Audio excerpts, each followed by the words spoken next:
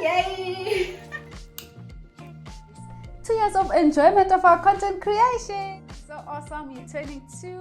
Guys, it takes a lot of time, dedication. Let's celebrate our 2 years. Honey, 2 years, we are still doing the content. Cheers. Cheers to 2 years of awesomeness. Let me make a wish. Cheers to 10,000 subscribers and us changing the game and changing the narrative that who said we are all corrupt and procurement is dirty? Girl, we are here for the celebration. Pa, pa, pa, pa, pa.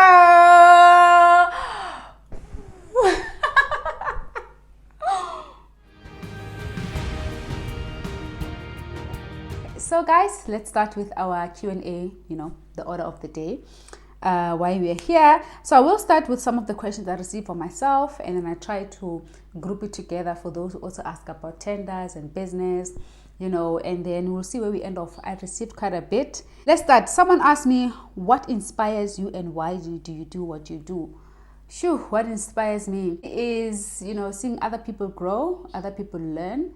I'm inspired by transferring knowledge. For me, what inspired me to start this channel was firstly, procurement has been wrongly labeled. The excitement that came with starting this channel about procurement was, first it was during the pandemic, and most of us got really creative during our lockdown.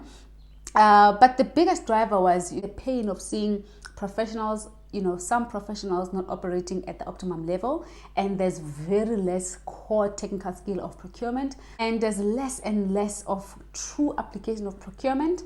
And more than anything else was to really have, I guess, a community of professionals that really come together and speak at the micro level. When you go to trainings or when you go to seminars, you find executives, sitting together. There's like, clusters and cliques and, people. And for some reason, it almost feels too far to reach a lot of the leadership, people who are in leadership, who are in exec and senior management, and some of the people that we call experts.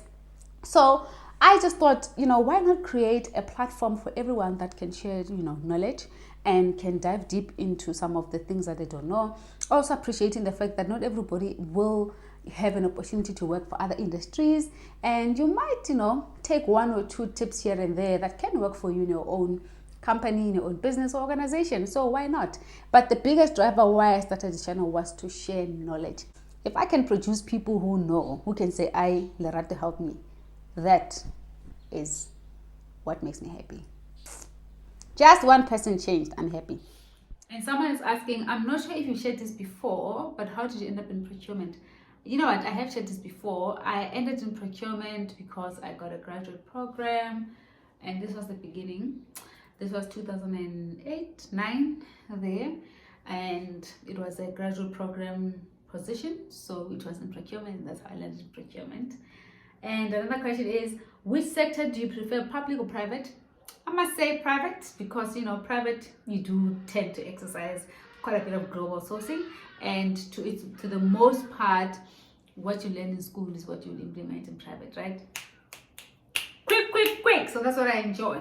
And then another question for me, what do you enjoy most about procurement? Shoo, it's a big one. I enjoy negotiation. I enjoy, creating, crafting strategies. That is my passion. I enjoy, drafting contracts. That's another thing where I can see the change. Procurement is the one place where you can see what you've done for the business. It's very quantifiable. So I can tell you how much I've saved, companies ever since I started working. Maybe more than 200, even more, man, probably more than 400 million. And I can quantify that. So for me, it's one of the things that I really enjoy. And another thing is, transferring skills, continuously learning. It's a continuous learning process. So for me, it's, that type of a process where I don't get bored, man, another thing is supplier strategies, dealing with suppliers, really making the change. So yeah, predominantly is that, and that's what I really enjoy doing. Moving right along. Hi Lerato, please advise if you have mentorship and how do we get in touch? Yes, I do offer mentorship and coaching, and this really speaks to your career in procurement and supply chain, and also for those who are in business, because there's really a big connection between the two. So you can email me on info@roigroup.co.za. I do that in my personal capacity. And another thing, someone asked, is it paid or for free? Guys, it is paid for, so just get in touch with my office and we can give you all the costs. But trust me, it's really affordable, completely affordable. If you're not willing to pay for something, that means you're not ready to grow and to get value from it, So you guys see the things that I do on social media, and I think you can vouch that if I start this mentorship with Lerato, I'm bound literally to get me somewhere.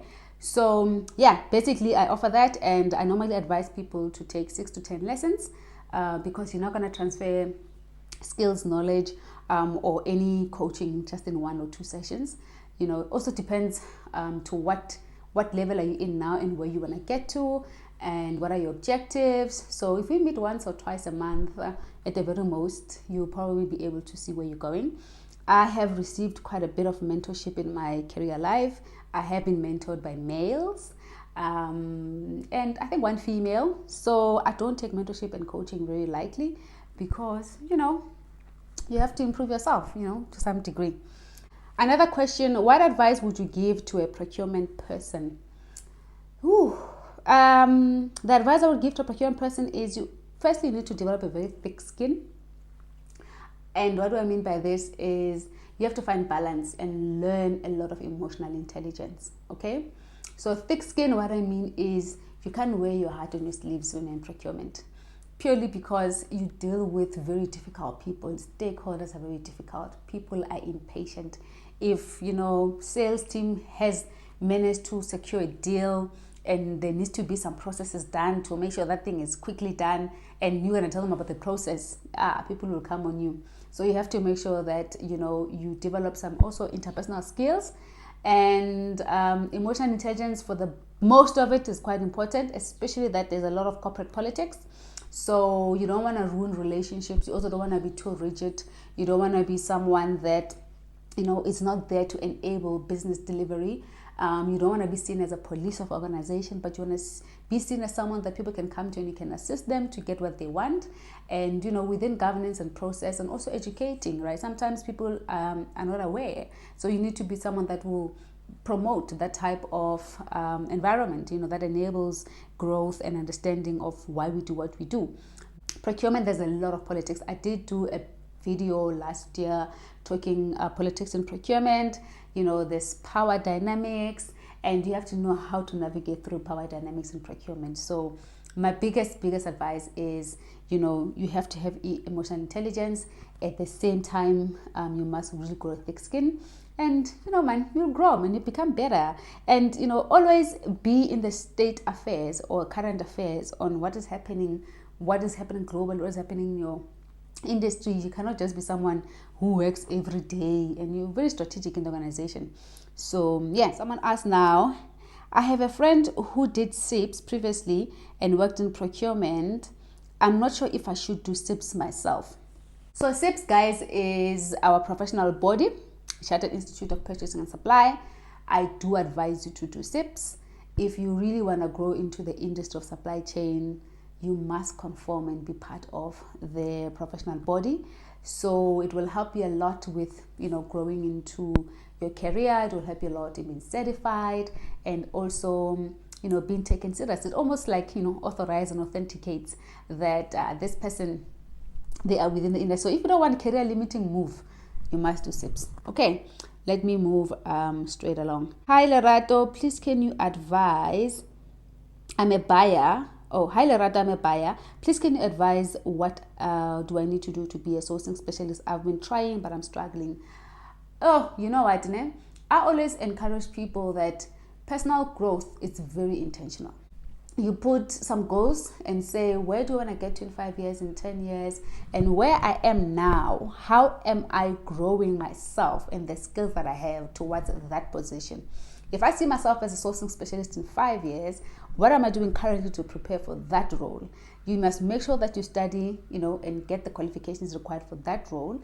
At the same time, ask to be exposed in your own organization on let me job shadowing, let me do job rotation, ask those things, experiential learning. People, don't ask. So if you don't ask, you can never be given. Simple as that. All right, let's move right along. Hi Lerato, what are the guidelines in writing a SLA? SLA meaning service level agreement. The guidelines in writing a good service level agreement is firstly define what is your success criteria. What do you want this supplier to perform or to deliver against? What is a success to you? Is a success on-time delivery? Is your success, producers report by when? What is your success, right? Once you've defined your success criteria, then you go into the key performance indicators, right? Make sure that you write proper key performance indicators that we need this by when, at this time, what report must be produced by when, and if your service level back, do we need response from you for the 8 hours or in 3 days or whatever the case is.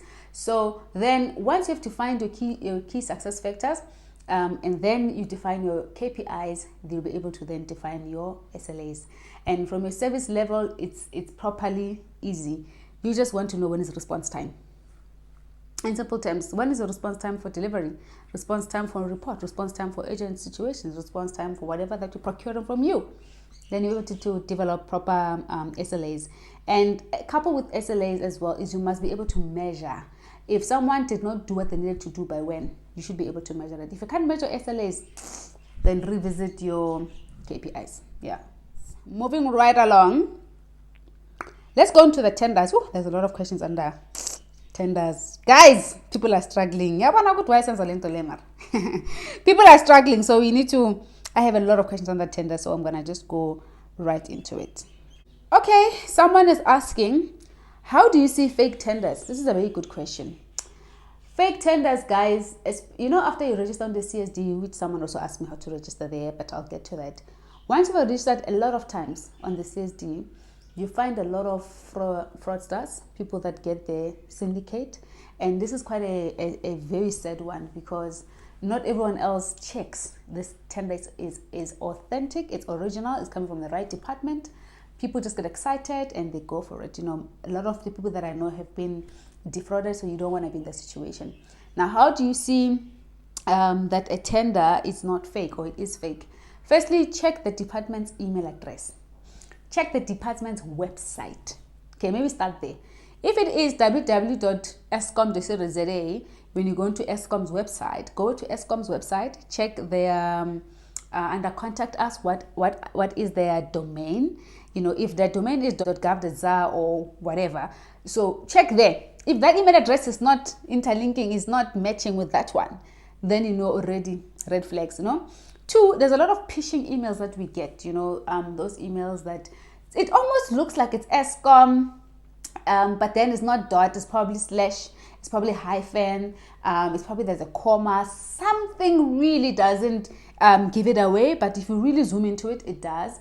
And sometimes you do get tenders from Transnet that under there, maybe where it's written Transnet, there's a capital T versus small t. So you have to check and be very detailed with these emails and websites that you get, So if it's not from CSD, and if you did not click notifications and you start getting these tenders, you must start questioning what Two, sometimes you can maybe respond to a tender that's, I know someone who responded to a tender, they were supplying wheelchairs, particular type of wheelchair. Only one supplier was providing that in South Africa. Those ones, you must be very careful. Demand to go and visit the site. Demand to see, their certificates, they've got the SABS certificates, you've got your quality assurance certificates. Go and do site visit, guys. Most of the suppliers don't go and check where they get their products. Especially if we're going to be spending millions, demand to go to the office. People can develop fake websites and you start buying and you're transferring 50% deposit. Tomorrow you check, the website doesn't exist. That address that you saw is not even non-existent. So please be careful, okay? Another one says, generally, how long does the evaluation process take once quote and samples are submitted? Generally, evaluation process, guys, if it's a request for quote, depending also, private sector and government work with different timelines, you know. Now, in private sector, time is money. In government, there's a lot of approval process. It's not that time is not money, but the approval process are really quite cumbersome. So that's why sometimes it takes really long. But on an average RFQ, consider maybe a month or two, a very simple request for quote. And private sector wise, sometimes less than that, you know. If it's a tender, it can go to 6 months. It can go sometimes to 8 to 12 months. But what creates complexity, guys, in evaluation is sometimes if there is any irregularity already in the process, then audit gets involved. Internal audit gets involved. Legal gets involved. Now there's going to be research. There's going to be, you know, diving deep into what is happening. That's what takes long sometimes in tenders. The more complex the tender is, the more you are prone to know that this is going to take some time. Okay. Hi, Sissy. Can you get a tender under government if you're working for the state? Firstly, the SBD forms does have a section for you to declare conflict of interest. So if you do have conflict of interest, someone working in the state or your uncle, any of the departments, you must declare. If you don't, guys, these things will disqualify you because not every state organ doesn't do, you know, quite detailed evaluation and analysis and also research. Some guys have lost tenders because they never declared that they own other companies. They don't complete the SBD forms properly. So please declare, okay? Then they will decide that they award you the tender or not. But if you don't declare, you know, you're in it for trouble. Okay. Is tendering worth it? And where can I tender without violence? This is quite a funny one. Violence. What kind of violence are you experiencing? Aibo. Yes, tendering is worth it. Obviously, I did do a post that talks about 10 questions to consider before you submit a tender. So not every tender is for you. Not every RFQ that comes out there, you must jump for it. Sometimes not aligned with the business. Sometimes you don't even know what is required. Sometimes you don't have the funds. Sometimes it needs to have subcontractors. Sometimes, you know, you just don't have the capacity, you know, to do that at that moment. So you don't have to respond on every tender. But to answer your question, is it worth it? It is worth it if it is part of your business model, if it is part of, you know, what you produce or what you provide as a company. Yes, absolutely. But you must also have all the requirements. You know, sometimes people don't understand that tenders take a lot of time, take a lot of money. You do spend quite a bit in preparing tenders and some skills required, right? Even when you do get it, you must make sure that you are ready. So, yeah, man. Let's moving right along. Hi, please assist me on how to price for catering. Okay, these kind of questions, you know, guys, I just wonder how do you want me to respond? Because firstly, I don't know what are you tendering for, the quantity, how big is your organization. You know, there's a lot of contextual things that is missing. So for this kind of things, please do urge you to come to my office or inbox me on my Instagram. Alternatively, I do have a cell phone number there that is WhatsApp line. Please do check it out on my bio. Otherwise, then inbox me on or send me an email on info@ROI Group. I will put it right here, .co.za, and I can be able to assist you. Okay. Hi, please outline evaluation of compliance. Evaluation of compliance. I'm assuming that you want to know how do we evaluate compliance. So this speaks to your company documents. Do you have SARS? Do you have VAT? You know, do you have a B certificate? Do you have COID certificate, letter of good standing? Depending obviously what you're doing. If you are in construction, you must have those things. Health and safety file. So how this evaluation is done. So let me explain this, right? Which I will do a separate video for evaluation criteria. I think it deserves that. But quickly, there is what we call first phase of evaluation, qualifying criteria, and then shortlisting, and then second phase evaluation, right? So if before we even entertain that you can give us this thing that which we're asking for, we need to check if you're compliant.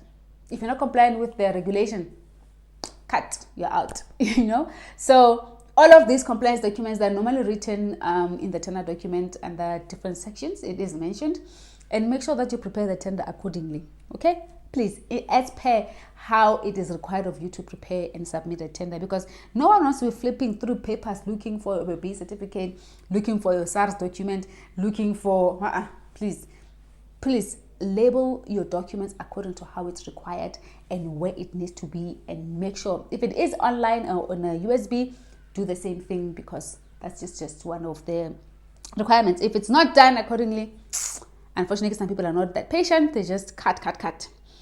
Okay, how long must one wait to get feedback once RFQ is submitted? I did answer this, maybe around a month or two, and you can follow up with the buyers. The next question, hi, I wanted to ask you about the local content designation products. Phew, I wanted to reserve this one for last, but let's talk about local content section 6 on the SBD forms. Another guy also did ask me, I saw a question around that regarding, let me see. Yes, SBD 6.2, local content. How do you declare imported stuff when bidding for a tender? It does speak to this. So let me explain this whole local content situation. Okay. Can I have your attention, please? Okay. So, guys, if you are going to be importing, let's say you are submitting a tender for furniture, for example. You're going to be importing raw materials. Maybe there's a particular fabric that it's not here in South Africa. Okay? And you're going to be importing it from Germany, and or you'll be importing maybe other parts from maybe London, hypothetically speaking. So what does this section mean in the declaration form on the tender SBD forms is a percentage of what you're going to be importing needs to be declared, right?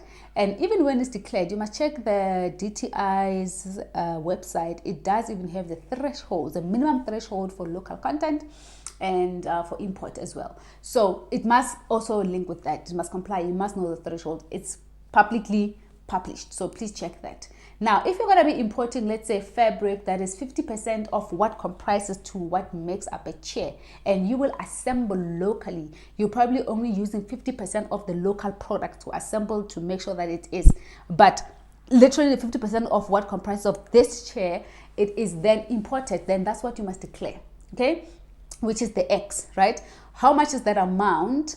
So you must go and check what does the South African Reserve Bank, what did they publish as a rate of exchange when the tender was issued? If the tender is issued, let's say on the 2nd of September, and the tender is closing the 17th of September, whenever you respond to that RFP, which has import content and this whole thing around local content declaration, you must say 50% of my fabric to make up this comes from, Europe, and Europe uses maybe euro. Now, you must say that a rate of exchange published by the Reserve Bank is this much. Maybe it was, let's say, 21.5 compared to rand. Now, you put that amount, okay? And then you must also provide proof, right? Which your accounting officer must sign the declaration and confirm, or the CEO of the organization, or anyone else that is appointed to do as such, right? 2, then comes the why, solving for the why, meaning now what is the bid price? My bid price then is, after I have indicated 50% of import, it's this much, and this was the rate of exchange used on that day. The bid price then, which is what you're submitting as a tender price, is then this much excluding VAT, to see what the percentage is. Because remember, the government does promote localization, that's where BEE comes into play, and that's where we really need a lot of things to be done locally. Some tenders requires 100% locally made, and unfortunately that's what you must comply with. But this section right here basically speaks to that, and you have to read SABS regulation around local content, and if it's SABS approved, all of this information that is available online. People are just, not giving themselves time to actually check it out. So that's what it means. If you are declaring 30% of import, items, please, you must declare such, but otherwise, this is what it means. Okay? Whew, let's move right along. Get a drink, yo. Guys, let's continue. Another question is, where do I start with tenders fully compliant and have all documents but no experience? Whew, the issue of experience is a big one. So, you know what, for people who don't have experience, I really think that you must start to look for supply development initiatives, enterprise development initiatives. The companies, they are willing to grow, and also sometimes check some of the service providers, the bigger guys in the industry who are already providing the same service that you do. You don't have to go for the big departments, the big organizations. If you are probably providing gardening services, for example, check with the gardening service companies. They do have these processes in place. Sometimes, when they also need to ensure that their BEE is, up to standard, they want to be level 1, they must promote smaller companies. So go for those things, as your quick wins. Or seek to understand who's the service provider or the principal contractor who's providing the same contract in that company that you want to tender, and then try and get, to negotiate with them to give you some experience, to try and subcontract you, to try and see if they have initiatives in the organization that can give experience, And they always say that you need to start somewhere, what are you doing currently? They cannot be that when you're folding your arms, you're waiting for some tender to rack up to start giving you experience. No. Remember, when you open a business, guys, you open a business to solve problems, which is the number one thing. What problem are you solving? Already start somewhere. You can even volunteer sometimes, just to get yourself experience. How far are you willing to go to actually grow your business? So for me, is you can be compliant, but if you don't have experience, it might also disadvantage you. So try something along those lines. Okay, let's now continue. Whew, guys, so many questions. Let's see another one. How do they know if you quoted from a wholesaler? How? One will know that when you quoted from a wholesaler. But if you're quoting from a wholesaler prices, you must understand that it's not the original manufacturer. And sometimes, very sometimes, you might be competing with people who have better pricing. So in the nature of tenders is you really are competing for price, you're competing for quality, you're competing for your BE status or BE level. So if you're getting wholesale price and you manage to get away with it the first time around, it might not be the same the next time you tender. Okay, so please make sure that you don't get yourself compromised right there. Can you cover CSD registration, especially industry classification and commodities? CSD registration is very straightforward. You need to log into the CSD website. I will link it into my description box, and follow the prompts. I can't really do that type of step by step. It's really clear, right? Because then you must also upload your company documents, your company information as a director or whoever that has been appointed, to perform that duty.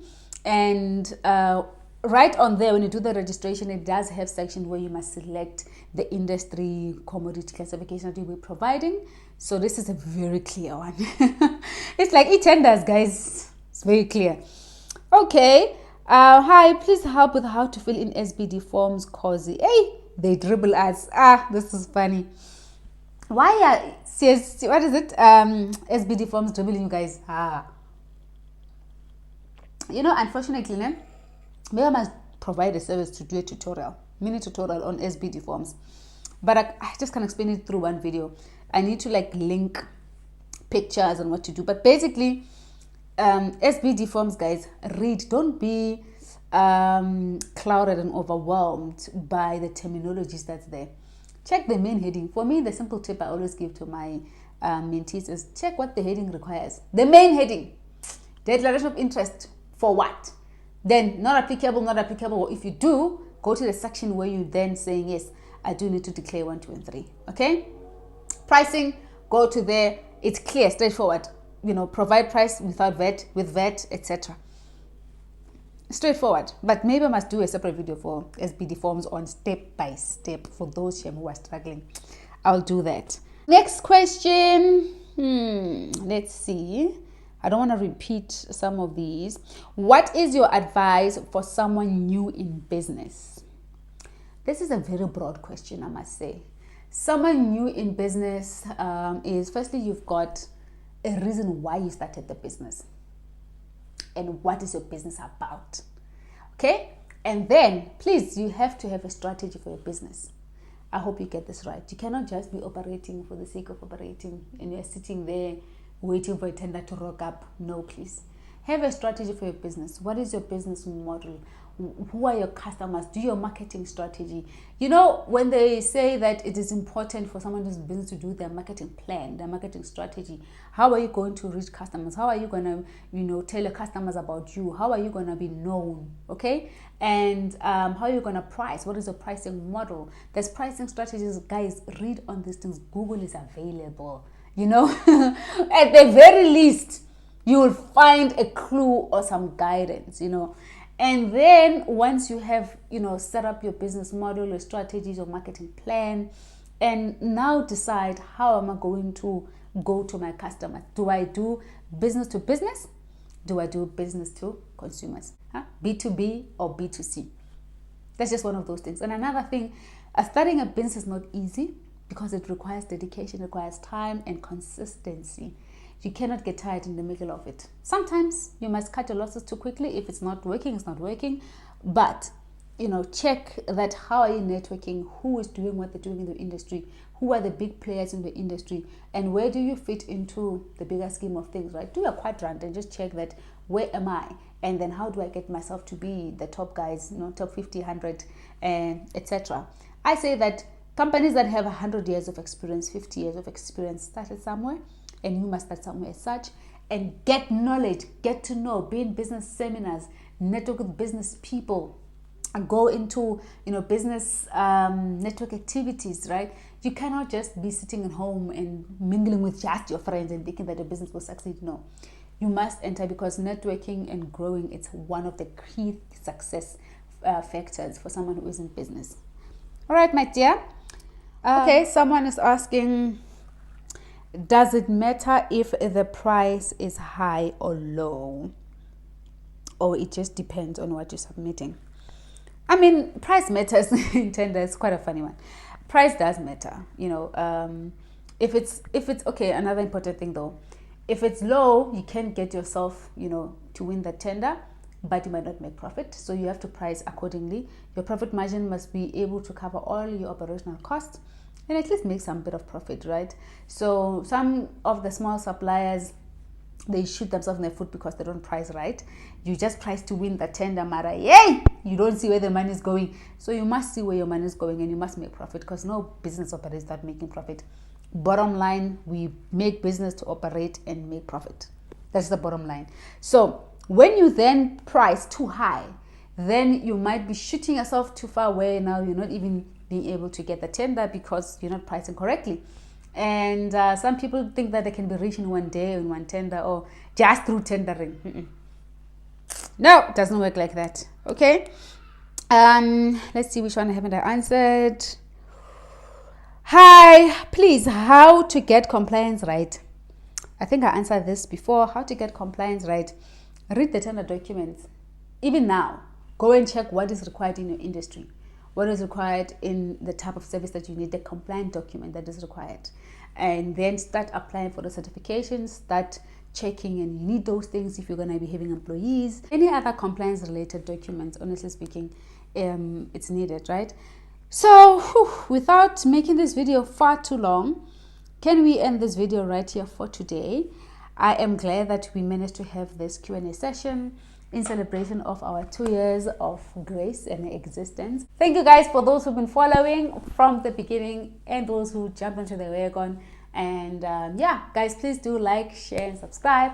Do the thing, help a sister out, get to 10,000 subscribers. Let's grow together. I mean, the information that I share, really, guys, it can really get you a lot of money. I myself, ever since I've started this profession, been here for 14 years plus or so, I have never heard anything positive spoken about procurement, and I'm here to be that voice, to model that type of voice, to say, listen, there's a lot more you can get, and ultimately contributing to the economy at large, right? So yeah, for all the professionals that seek to grow, to become better, I'm here to share my knowledge. I mean, what am I going to do with this information if I'm just going to take it to my grave? I might as well just share. Thank you so much for those who've been with me and for tuning in until this far.